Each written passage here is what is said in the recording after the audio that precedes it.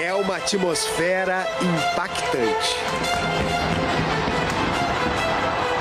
Com uma incrível capacidade de mexer com a emoção das pessoas.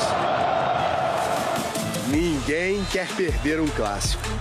O Vidalba do Cruzeiro e o Alan Franco do Atlético disputaram um espaço na área por quase 1 minuto. Detalhe, o jogo estava parado nessa hora. Quem joga fora de casa tem que ter sangue frio para não se abalar com as provocações da torcida. O Caio Jorge respondeu com uma risada debochada. O Gabigol mandou o beijinho. O jogador gosta desse tipo de clima. É um jogo que exige um altíssimo nível de concentração. O Christian pediu para os companheiros prestarem atenção no Hulk. Lá do ataque, o Caio Jorge alertou para a bola nas costas da defesa do Cruzeiro. O Cássio estava preocupado, porque o Atlético ameaçou no primeiro tempo, mas não fez gol. Para desespero do Gustavo Scarpa. Antes da partida, o Hulk deu um abraço no Fabrício Bruno e parabenizou o zagueiro do Cruzeiro pela convocação para a seleção brasileira. Durante o jogo, o clima continuou cordial entre eles. A principal missão do Fabrício Bruno era impedir que o super-herói do Atlético decidisse mais um clássico. Só que o zagueirão fez muito mais do que isso. No início do segundo tempo, resolveu se arriscar no ataque e pintou uma obra-prima. Quis sim chutar pro gol, mas eu não esperava que ia sair tão meio que de uma forma lenta a bola daquele jeito, mas o mais importante é que fiz o gol e que abriu o caminho da nossa vitória. Um golaço! Quem cantou o técnico Leonardo Jardim e deixou o Cássio de joelhos. Dos gols que eu tenho até hoje, eu acho que sem dúvida nenhuma é o mais bonito. Um gol que abalou o Atlético. Dudu pediu calma e inteligência emocional. O Scarpa estava tenso, vendo o Cruzeiro tomar conta do jogo. E no escanteio, Fabrício Bruno apareceu de novo, ganhou de cabeça e a bola sobrou para quem? Caio Jorge e o seu instinto artilheiro. O domínio já preparando a finalização para o gol. Enquanto ele fazia o K, o Hulk reclamava com os companheiros, revoltado com mais um gol sofrido pelo Atlético em lances de bola parada. A cara do Cuca dispensa palavras. Leonardo Jardim, por sua vez, comemorou a vitória por 2-0 com um abraço caloroso no Fabrício Bruno. O Cruzeiro não se intimidou com a pressão da torcida na casa do rival. Conquistou a 3ª vitória em 5 clássicos disputados aqui na Arena do Galo. E de quebra, abriu uma vantagem importante na luta pela classificação. No Mineirão, pode até perder por um gol de diferença que passa de fase. Com muita humildade, com muito pé no chão, a gente leva um bom resultado para decidir no Mineirão, diante da nossa torcida e na nossa casa. Não tem nada acabado. A gente fica triste, né? Porque é um resultado que ninguém espera. É um golpe duro, mas nós sabemos a força da nossa equipe. Nós vamos corrigir os erros que tivemos aqui hoje. Nessa guerra de nervos, que é o Clássico Mineiro, a confiança de quem vive ótima fase fez a diferença. Ei, gente! Ah, que bonito! Sonho de abrir o Globo Esporte. Era o meu. Tudo bem? Mas hoje é papo sério, cara. Papo sério, o Globo Esporte está no ar. Henrique Fernandes no estúdio pra gente falar tudo sobre o primeiro capítulo do clássico jogo de ida das quartas de final da Copa do Brasil. Cruzeiro venceu o Atlético por 2-0 na casa do rival e conseguiu uma vantagem muito grande, né, Henrique? E vamos por partes, porque cada tempo teve um desenho muito claro, né? O primeiro tempo teve uma cara o jogo, a gente tá vendo lances. A gente vê até o Cruzeiro tendo boa chegada na partida, essa bola do Caio Jorge, a primeira chegada do Cruzeiro. A primeira etapa foi mais do Atlético. Mas foi mais do Atlético. O próprio Leonardo Jardim falou que o time teve muita dificuldade nos primeiros 20 minutos. E aí o Galo, usando bem seus jogadores de frente, surpreendeu com Cuejo e Hulk como atacantes. Teve algumas chegadas interessantes. A gente tá vendo o Dudu aparecendo na ponta direita, depois a gente fala dele. Mas o Galo, mesmo tendo um pouco mais de chances e volume, não conseguiu aproveitar e se transformar em gol. E aí o Cruzeiro foi se estabilizando no jogo. Pra mim, a melhor chance do primeiro tempo é do Cruzeiro, essa bola que vai sobrar pro Wanderson.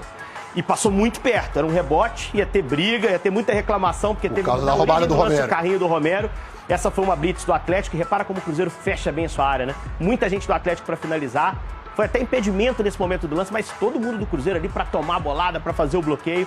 Primeiro tempo, portanto, igual, bem mais equilibrado. E você falou da surpresa do Dudu na escalação, ele entrou no lugar do Rony. A gente tava esperando o Renier, mas foi o Dudu. Uma grande surpresa no 11 do Atlético e, curiosamente, o Dudu não jogou como meia por dentro, segundo atacante junto com o Hulk. Mais na pontinha, jogou como um ponta pela direita. Agora é impressionante como não tá entrosado. E aí eu acho que o Cuca arriscou bastante, colocando o jogador com poucos minutos recentes pela punição e por escolhas dele também. Passamos pelo primeiro tempo, na segunda etapa, 2 caras de seleção acabaram mudando o ritmo do jogo. Uma das semanas mais felizes da minha vida. Uma semana que acho que sem dúvida nenhuma vai ficar marcado para sempre na minha carreira. Olha, talvez você esteja achando o discurso deles meio exagerado. Mas não, é a mais pura verdade. Olha só, na segunda-feira, o nome dos dois estava na boca do técnico da seleção brasileira. Caio Jorge, Cruzeiro. Fabrício Bruno, Cruzeiro. Aí, 2 dias depois, vem o clássico. Os selecionáveis em campo, Fabrício Bruno tendo um trabalhão danado, correndo atrás de atacante, se virando para afastar as bolas que atravessavam a área. Primeiro tempo de zagueiro. Mas se o Ancelotti acha que tá levando só um xerifão, ele pode se surpreender. 5 minutos de jogo no segundo tempo, Fabrício levantou a cabeça e atravessou o meio de campo. A marcação do Atlético não deu muita bola. Ah, beleza, deixa aí, só zagueiro, pensaram eles. Que nada, meu amigo. É zagueiro com lança-foguete no pé direito. Pobre coitado do Everson. Como é que o Gustavo Villani falaria mesmo? Lá no cantinho, joga a luva! Goleirão deu pra pegar, não, né? Mas que tapa! Feliz pelo gol e pela convocação. Dos gols que eu tenho até hoje, acho que sem dúvida nenhuma é o mais bonito. Primeiro gol do Clássico, já vinha buscando isso, queria muito. Caio Jorge, vontade e dedicação não faltam nunca. Mas ali no primeiro tempo talvez não tenha feito a melhor escolha. No carrinho do Romero, a bola ficou limpa para ele, do jeito que atacante gosta. Mas ele resolveu dar o passe, que nem foi tão caprichado por Matheus Pereira. Aí teve essa bola na medida para ele. De novo, não foi a melhor escolha. Mas aí volta o nosso outro personagem, que estava certeiro com o pé e com a cabeça. Fabrício Bruno escolheu achar o artilheiro cruzeirense dentro da área. E o KJ fez o quê? Com 2 toques, escolheu ser feliz. Artilheiro nato. Agora é pensar no São Paulo, depois na seleção e por último vem o Atlético novamente. Semana especial pra esses dois. E o golaço. O Ancelotti deve ter aplaudido de pé, né? São os caras dele. E esse gol do Fabrício Bruno, golaço, meio que deu uma mudada no rumo do jogo, né, Henrique? Foi um gol que acabou destravando o jogo. Vamos mostrar o detalhe. Começa no lateral com o Kaique. Repara que tá todo mundo marcadinho. Ó. Um do Cruzeiro, um do Atlético perde alguém do Cruzeiro. Essa dividida é crucial, porque o Hulk sai do Lucas, o Kaique ganha a dividida e aí começa a aparecer o espaço. Agora olha o William lá em cima, ele não vai nem tocar na bola e nem participar. Só que a movimentação dele puxa o Scarpa e inaugura a Avenida Fabrício Bruno, que a gente vai ver, ó. O William levou o Scarpa embora. Fabrício Bruno com espaço para avançar à vontade, tá na faixa central do campo aqui, ele não vai chutar, mas ele vai levar essa bola até lá dentro para fazer a finalização muito boa. Pra acertar esse chute também. O Alexander estava longe, o Scarpa ainda estava atento ao William. Esse chute é de rara beleza. Destravou o jogo e encaminhou a vitória do E aí, com 16 minutos do segundo tempo, já tava 2-0 e o Atlético deu uma desmoronada, né? E essa mexida, pra mim, teve um peso muito grande. Saiu o Scarpa. Saiu, pra mim era o cara que ainda tava pensando um pouco mais no jogo e a criação do Galo foi embora com ele, né? Essa foi a primeira finalização do Galo, a primeira e a segunda no segundo tempo, com 35 minutos. E aí não dá pra buscar reação. Teve falta do Hulk dessa vez, não entrou. Porque o entrou. Cruzeiro também só restringiu o Atlético a finalizações de longe. E quase teve gol do Gabigol, que entrou no jogo ligado. O Everson saiu meio atrapalhado. E aí o Vitor Hugo evitou que seria o terceiro gol do Cruzeiro. Mas assim, vitória absoluta do Cruzeiro, que deu um passo muito grande para chegar à semifinal. Tem que concluir a missão ou o Galo tentar reverter. E depois do jogo, no caminho para os vestiários, teve bate-boca do Cuca com o diretor executivo do Cruzeiro, o Paulo Pelaipe. Clássico costuma ser assim, clima quente nos bastidores. Dois veteranos de um lado e do outro, né? O Cuca ficou bravo porque o Cruzeiro tava reclamando no campo. Enfim, tem que reclamar em algum lugar, né? Bastidores quentes, já que a gente tá falando de bastidores, vamos botar a Lud Ciance na roda. Ela está na cidade do Galo, Cuca passando por uma cirurgia no ombro agora de manhã. E será que essa derrota no Clássico, Lud, vai ter impacto no comando do time? Boa tarde pra você, seja bem-vinda. Oi, meus amigos, muito boa tarde para vocês, para todo mundo que está com a gente. Pois é, o clima nos bastidores continua quente, né? Depois dessa derrota do Atlético para o Cruzeiro nesse clássico. O time treinou hoje pela manhã normalmente, aqui o treino começou às 10 horas da manhã, já foi finalizado, alguns jogadores passaram aqui pela gente, mas o Cuca não estava presente, né? O treino de hoje foi comandado pela comissão técnica, o Cuquinha, que deu as atividades hoje justamente por causa dessa cirurgia que o Cuca passou hoje pela manhã, uma cirurgia no ombro. E aí nos bastidores a diretoria do Atlético se reuniu para debater o que fazer nesse momento, né?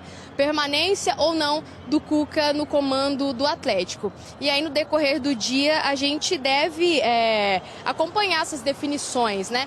Ainda que o Cuca permaneça, não é certeza que ele estará presente no jogo do final de semana contra o Vitória em Salvador por causa dessa cirurgia no ombro, né? Por questões protocolares, protocolo médico. Ontem, depois do jogo, o Cuca participou da coletiva de imprensa, ele estava muito abatido, falou sobre a situação do time nesse momento. Vamos ver. A gente tem que ser realista, a gente não está jogando o que pode. A gente pode jogar muito mais, tem jogadores importantíssimos que podem jogar muito mais e nós não estamos conseguindo tirar essa essência de cada um, né? Não é por falta de trabalho, não é por falta de dedicação também dos jogadores, simplesmente que não está acontecendo.